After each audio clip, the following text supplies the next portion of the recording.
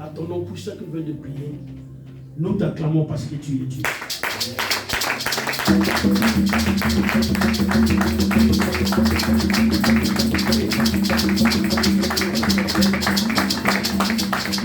Alléluia. Est-ce qu'on peut encore acclamer le Seigneur? Tu es grand ce matin, acclame le Seigneur, laisse-toi là où tu es. Nous s'inspire de toi pour Dieu. Alléluia, acclame celui qui est assis sur le trône. Celui qui n'a pas changé, celui qui est le même, hier, aujourd'hui et éternellement. Celui qui n'a ni changement, ni ombre ni variation. Celui qui existe par lui-même.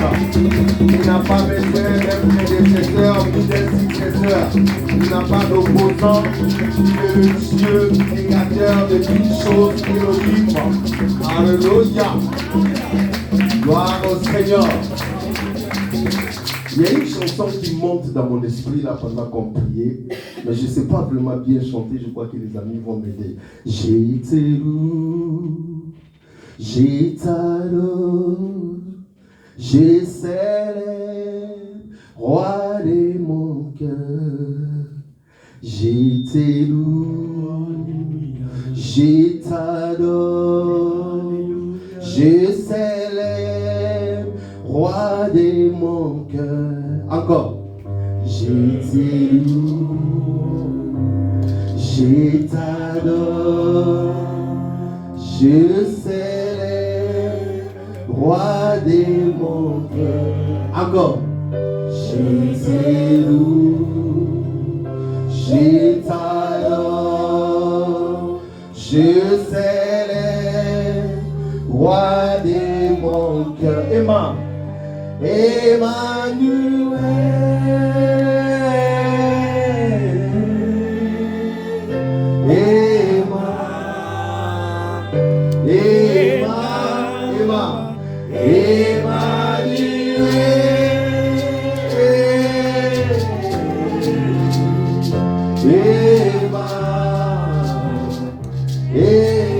encore.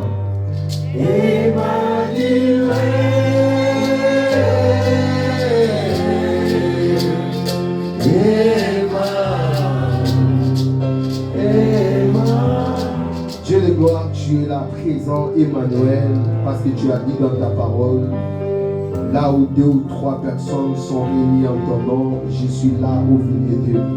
Tu es là, Emmanuel, tu connais nos cœurs, tu es là pour guérir, tu es là pour apporter la vie, la santé, tu es là pour nous amener là où tu veux ce matin. Bénis ces instants, bénis cet ensemble, que le Saint-Esprit agisse et que le Saint-Esprit prenne contrôle de tout ce qui sera dit, tout ce qui sera fait maintenant, au nom puissant de Jésus-Christ, le roi des rois, le Seigneur des seigneurs. Nous avons ainsi prié et le peuple de Dieu nous disons Amen. Amen. Acclamons le Seigneur. Alléluia. Gloire au Seigneur. Je suis une fois de plus dans la joie d'être là ce matin. Cette assemblée, c'est l'assemblée qui m'a vu faire mes premiers pas ici en France. Et à chaque fois quand je reviens, je dis toujours, je reviens à la maison. C'est un grand plaisir. Le pasteur Alain, c'est un bon pasteur, c'est un ami. C'est quelqu'un qui m'a soutenu pendant des moments très difficiles, des moments de troubles. Il a été là. Et il a toujours eu mon respect, il a toujours eu ma considération.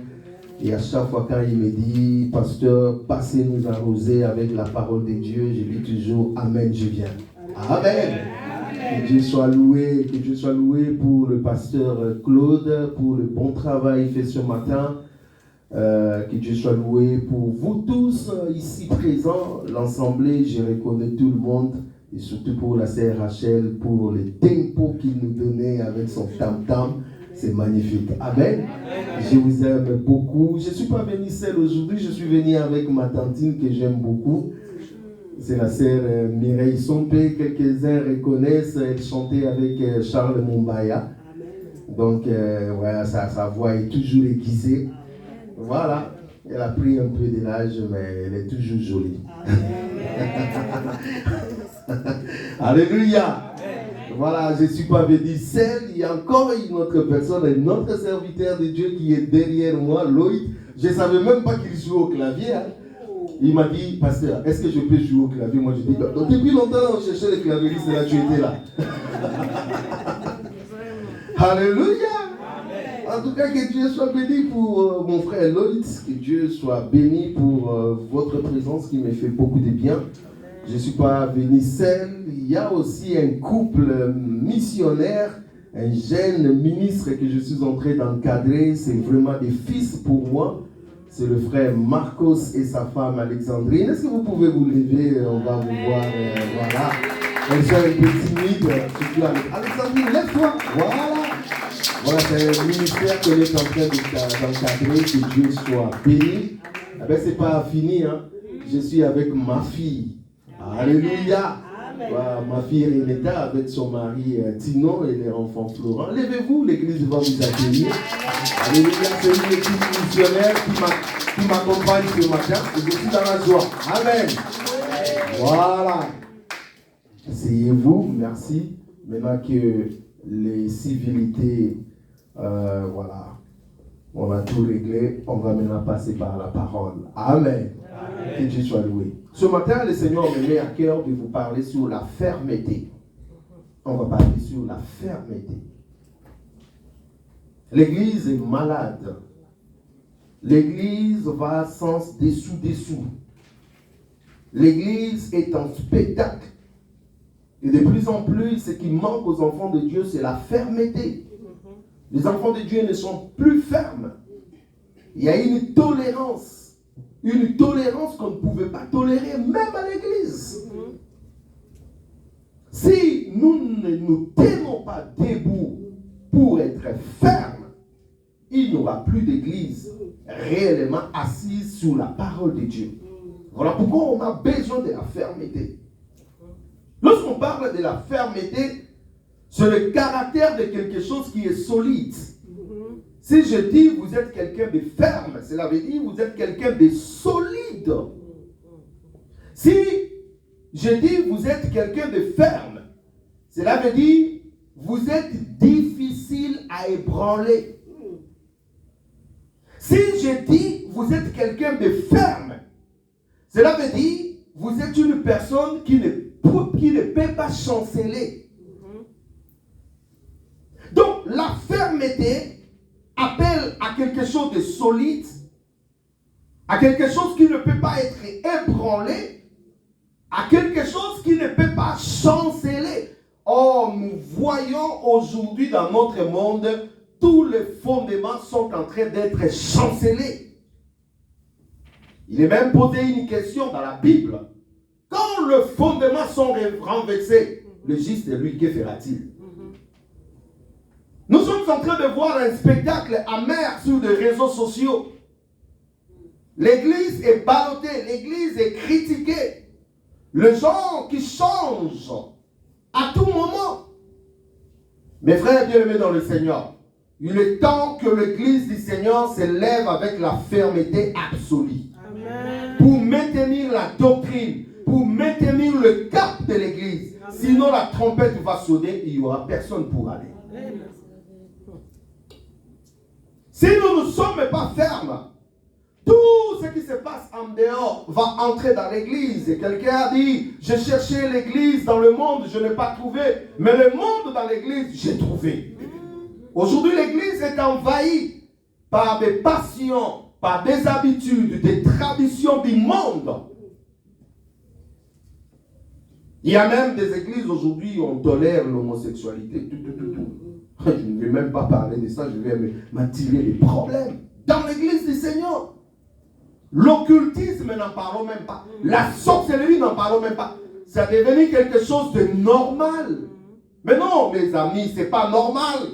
L'église doit être ferme. Amen. La fermeté dont je suis en train de parler ce matin, c'est la fermeté à 5 dimensions. Je lis avec vous dans Philippiens chapitre 1, le verset 27.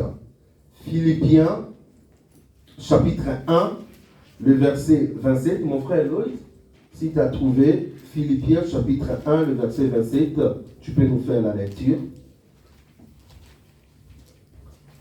Philippiens chapitre 1, Hein? verset 27. Ouais.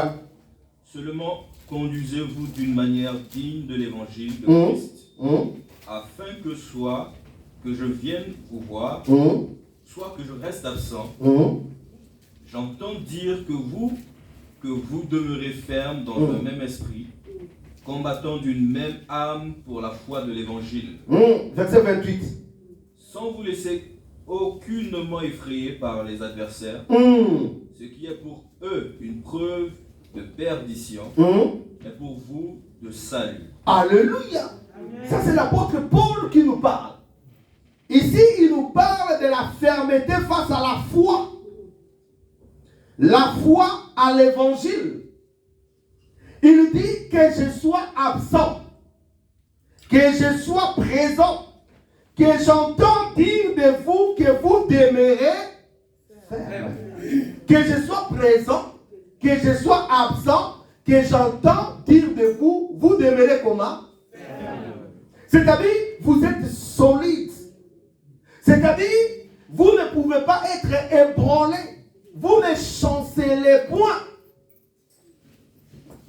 Beaucoup des enfants de Dieu, lorsqu'ils sont hors les cadres qu'on appelle l'église, c'est de n'importe quoi. Ça s'est conduit comme dans le monde. Mais Dieu dit non. Nous avons besoin de la fermeté. Mes amis, la fermeté. Ma fermeté ne dépend pas de la présence de mon frère. Ma fermeté ne dépend pas de l'endroit où je suis. Ma fermeté est par rapport à l'évangile, par rapport à la parole de Dieu. La Bible dit que ton oui soit oui, que ton non soit non. Tout ce qu'on ajoute après, ça vient du malin. Je ferai ce que Dieu me dit, la fermeté. La fermeté par rapport à l'évangile. L'évangile, c'est quoi? C'est la parole que nous avons reçue, cette parole qui nous conduit au salut. C'est ça l'évangile. L'évangile, c'est l'ensemble des enseignements que Jésus, ses disciples nous ont donnés. C'est ça l'évangile. Et la Bible nous dit, demeurez ferme dans votre foi à cet évangile. Je ne parle pas des raisonnements qui entrent aujourd'hui dans l'église. Je ne parle pas de la doctrine des hommes qui entrent aujourd'hui dans l'église. Moi-même de la doctrine des démons. Je parle de l'évangile de Jésus. Qu'est-ce que la Bible nous dit? La foi. Laissez-moi vous dire, la foi est basée sur la fermeté. Qu'est-ce que Hébreux 11, chapitre 1 nous dit? Or, la foi est une ferme assurance. Donc, dans la foi, il y a d'abord la première partie qui est quoi? La fermeté. Ah oui? Donc, toute notre vie chrétienne est basée sur la fermeté. Si vous n'êtes pas ferme, vous n'allez pas faire des pas avec Jésus. C'est impossible. Impossible. La fermeté, mes amis. La foi est une ferme assurance. C'est-à-dire une assurance solide. Une assurance difficile à être ébranlée. Une assurance qui ne peut pas chanceler. C'est ça la foi. Si vous atteignez la dimension où votre assurance est solide, eh bien là, mes amis, on peut parler de la foi.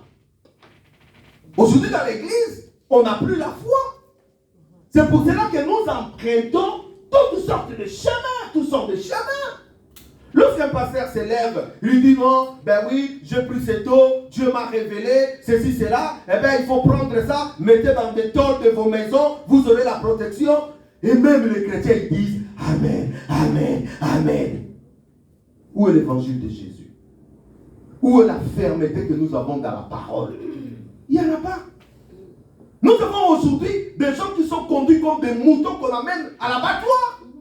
Tout ce que le nom de Dieu dit, on dit oui et amen. Avant de dire oui et amen, rassure-toi que c'est de la parole. Amen. Si ce n'est pas la parole, ne dis pas amen. Même si, Paul dit, même si c'est un ange qui vous a révélé des choses, si c'est autre que ce que nous vous avons enseigné, que cet ange-là soit maudit. Mais aujourd'hui, la plupart des personnes ne lisent même plus la Bible. Ils ont laissé la lecture de la Bible à leur pasteur. Et le pasteur manipule ça comme il veut. J'ai entendu dernièrement un pasteur qui a dit, il a rencontré Jésus et c'était la 5e fois qu'il rencontre Jésus. Et quand il a rencontré Jésus, Jésus lui a demandé, qu'est-ce que tu veux que je fasse pour toi? Et le pasteur a dit, l'argent, bongo, bongo, donne-moi l'argent. Il n'a pas rencontré Jésus, mes amis. Quand tu as rencontré Jésus, le roi des rois, le seigneur des seigneurs, c'est lui qui est assis sur le trône, l'élégant, le beau gars, c'est lui qui dégage des rayons de gloire, c'est lui qui a porté une couronne d'or sur sa tête, c'est lui qui a porté une robe blanche, c'est lui dont dans sa cuisse on a écrit roi des rois, le seigneur des seigneurs, c'est lui dont le paix aigu sort de sa bouche, il a une voix comme la voix d'une mère. Tu rencontres cet homme, tu rencontres l'homme de Galilée dans sa gloire. Et il te pose la question, que veux-tu? Tu dis, bon, tu es un raté. Dis avec moi, tu es un raté. Tu es un raté. Tu n'as pas rencontré Jésus. Jésus!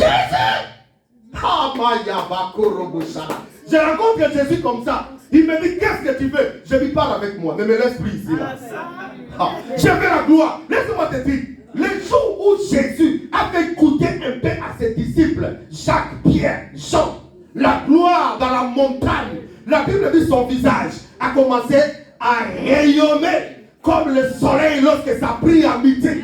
Et la Bible dit, Pierre a pris la parole, il a dit, il est bon qu'on ne descende plus, qu'on construise des tentes ici. Et pour toi, et pour Élie, et pour Moïse, je ne descends plus, je ne veux plus de maison, je ne veux plus de château, je ne veux plus l'argent, je veux la gloire. Alléluia. Quand tu rencontres Jésus, tu ne restes plus la même. C'est la gloire de Dieu qui te transforme, qui te pénètre. Laisse-moi te dire, même si tu étais laid, quand tu rencontres Jésus, tu deviens beau gars. La Bible dit, Moïse a fait 40 jours dans la montagne. Quand tu es descendu là, sa peau a commencé à rayonner. Les gens ont dit, ah, on ne peut plus te voir Moïse. Il faut le couvrir. La gloire de Dieu change même ton corps. La gloire de Dieu te rend beau. La gloire de Dieu te rend extrêmement magnifique. C'est pour cela quand tu rencontres quelqu'un qui était très colérique comme un tigre, quand il rencontre Jésus là, il devient doux comme un agneau. Oh yeah! Doux comme un agneau. C'est cet évangile que nous devons retourner, mes amis. L'évangile de tralala. Vous aurez des maisons. Tu sais combien de gens qui ont des maisons là, qui sont partis aujourd'hui? Vous aurez des voitures. On s'en fout des voitures. La voiture c'est quoi? C'est un moyen de transport. Tu peux même acheter une Lamborghini, une Porsche, tu peux acheter une Maserati, une McLaren. Tu sors avec ça, un accident et l'histoire est terminée. Qui peut te tuer même? Oh mes bien-aimés, cherchons les choses d'en haut. Cherchons le royaume. Nous sommes là pour le royaume, mes amis. Tenez ferme au royaume. Même quand toutes les églises vont se corrompre, nous allons rester prêcher le message du royaume. Le royaume ne consiste pas au manger, au boire. Le royaume consiste à la parole. Jésus au centre, pas les intérêts des hommes. Donnez l'argent, donnez l'argent, donnez l'argent. Et les pasteurs s'achètent des jets, s'achètent des villas, s'achètent des ceci, cela. Et après. Je suis le pasteur le plus riche, ça nous amène où? Oh, cherchez l'argent. Mes amis, la Bible dit à chaque jour suffit sa peine. Oui, les enfants de Dieu aujourd'hui qui sont préoccupants, qui fouillent même des réunions de l'église pour l'argent. Qui fouillent les réunions de l'église pour l'argent. Vous aussi, vous aimez là où on vous escroque. Là où papa Alain et pasteur Claude sont en train de se poumonner ici, vous ne voulez pas. Vous aimez seulement là où on vous dit, donnez ça, mire, donnez ça, ouais. La bénédiction n'a rien à voir avec ça. La bénédiction commence lorsque tu crains Dieu. C'est là où la bénédiction. La Bible dit, Dieu donne autant à ses bien-aimés lorsqu'ils sont dans leur sommeil. Quand tu es encore dans ton sommeil, Dieu commence déjà à déverser la bénédiction sur toi. Est-ce que quelqu'un est avec moi? Amen. C'est pour cela que nous devons être fermes aussi à l'évangile et aux lettres que les apôtres, les lettres sont des épîtres, on peut lire ça dans 2 Thessaloniciens au chapitre 2. Être ferme à l'évangile, dans la foi, être ferme à la parole qui nous a été transmise, entre autres, dans les lettres. 2 Thessaloniciens, chapitre 2, on va lire le verset 13. Tu peux lire, mon frère, Louis. 2 Thessaloniciens, chapitre 2, le verset 13. 2 Thessaloniciens, chapitre 2, au verset 13. Pour nous, frères bien-aimés du Seigneur, nous devons à votre sujet rendre continuellement grâce à Dieu, parce que Dieu vous a choisi dès le commencement pour le salut, Amen. par la sanctification de l'Esprit et par la foi en la vérité. Continuez. C'est à quoi il vous a appelé par notre évangile pour que vous possédiez la gloire de notre Seigneur. Vous possédiez la gloire de notre Seigneur Jésus-Christ. Continuez le verset 15. Ainsi donc, frères, demeurez fermes et retenez les instructions que vous avez reçues, soit par notre parole, soit par notre lettre. Ainsi donc, frères, demeurez fermes et retenez les instructions que vous avez reçues, soit par notre parole, c'est-à-dire l'évangile que nous vous avons enseigné, soit par nos lettres que nous avons écrites. Qui peut me donner l'exemple des lettres de Paul, de Pierre qu'ils ont écrites? Les lettres. Est-ce que vous connaissez quelques lettres? Ouais. Pardon? 1 Corinthiens, voilà. Hein? Galates. Hein? Éphésiens. Philippiens. La Bible dit, nous puissions demeurer comment? Ferme par rapport à ce qui a été. Maintenant, aujourd'hui, nous avons de super pasteurs, de super apôtres, de super prophètes qui disent même, ben oui, ce que Paul avait dit là, c'était ses sentiments. Ça ne nous concerne pas. Toi, est-ce que tu peux arriver même aux chevilles de Paul? Paul, il a réussi ces choses. Quand vous lisez dans la parole de Dieu, il dit, je connais un homme, il y a 14 ans. Il fut enlevé jusqu'au 3e ciel. Il a entendu des choses ineffables. Des choses qu'on ne lui a même pas permis de dire. Il a reçu la révélation sur l'église. Et c'est donc qui a reçu la révélation, l'architecture, le mystère de l'église. Il a écrit des lettres. Et quelqu'un là, il se lève et lui dit, oh non, ne suivez pas ce que Paul a dit là. Eh bien, c'était ses sentiments. Dis avec moi, il est maudit. Il est maudit. Je te dis, il est maudit. Paul a dit des choses. Dans ses lettres, Pierre a dit des choses. Et il nous dit, demeurez ferme à ce que je vous ai écrit. Demeurez ferme à ce que je vous ai écrit. Et nous, on dit, non, pas de Paul. Pas. Vous savez, tous ces faux prophètes qui combattent l'église, ils commencent d'abord à attaquer Paul. Les écrits de Paul. Vous savez pourquoi? Les écrits de Paul, c'est difficile. Même Pierre est en train de dire. Il dit, la grâce que notre bien-aimé Pierre, Paul, a reçue du Seigneur. Et il expose cela. Donc certains points sont difficiles pour des personnes non affermies qui égarent les gens. Pierre reconnaît que Paul a reçu une excellente connaissance de Dieu, de Jésus, du mystère de l'église. Et il dit, ce n'est pas n'importe qui peut déchiffrer cela. Il faut avoir le Saint-Esprit de Dieu. Et nos pasteurs aujourd'hui qui n'arriveront même pas au chevilles de Paul, ils s'en foutent de Paul. C'est là où ça commence le mal dans l'église. Mais Paul lui-même, avant de partir, il avait dit, demeurez ferme à ce que je vous ai écrit. Si tu vois ton pasteur commence à te dire que non, je m'en fous de ce que Paul a dit, c'est un homme. C'est que vous n'êtes plus ferme dans ce qui a été écrit. Tu es dans une autre chose.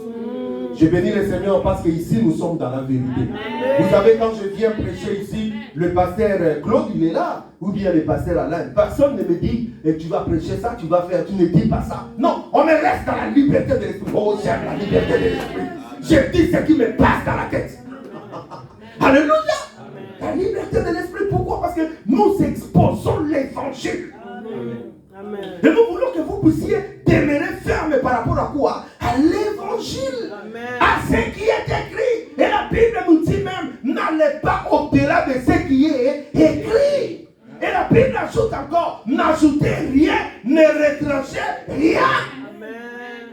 Yes. Nous sommes dans ce qui est écrit. Tu peux me dire tout ce que tu veux. Moi, je vais te dire, il est écrit. C'est là où nous avons des problèmes avec des gens. Oh frère, tu sais, on peut aussi faire ça, on peut aussi, mais c'est écrit où?